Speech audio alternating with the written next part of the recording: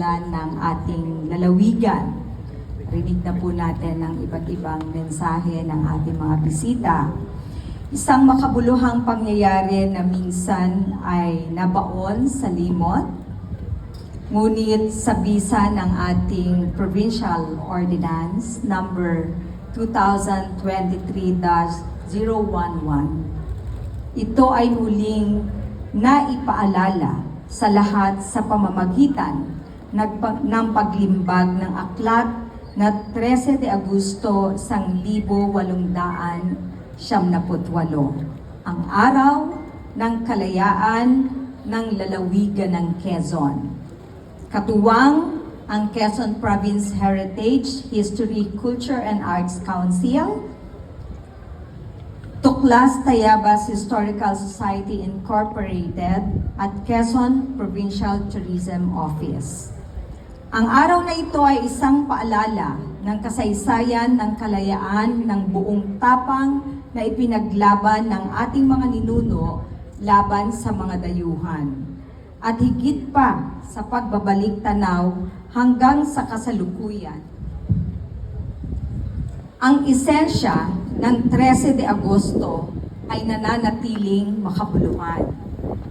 Sa panahon ng mabilis na pagbabago, ng makabagong teknolohiya at ng mga hamon ng krisis na patuloy nating hinaharap, ipinapaalala sa atin ng 13 de Agosto na ang tunay na kalayaan ay hindi lamang nasusukat sa pagkawala sa tanikala.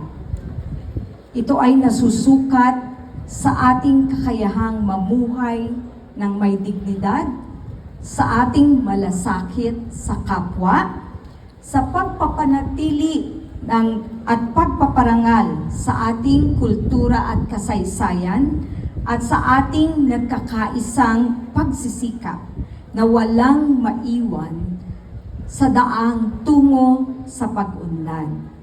Kaya naman, ang ating pong hangarin ay higit pa sa isang malayang lalawigan.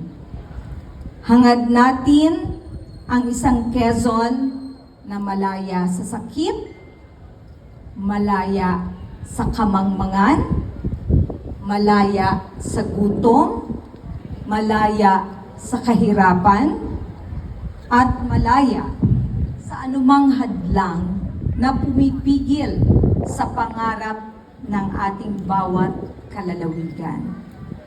Sapagkat ang kalayaang ipinaglaban ng ating mga ninuno noong 1878 ay ating ipagpapatuloy sa pamamagitan ng serbisyong may malasakit, pamahalaang may paninindigan, at pagkakaisang nakatuon sa magandang kinabukasan. Mabuhay po ang ating kasaysayan, mabuhay ang kalayaan, maligayang araw ng Tayabas, 128 taong pagkakatatag. Mabuhay ang ating minamahal na lalawigan ng Quezon. Magandang umaga po sa inyo.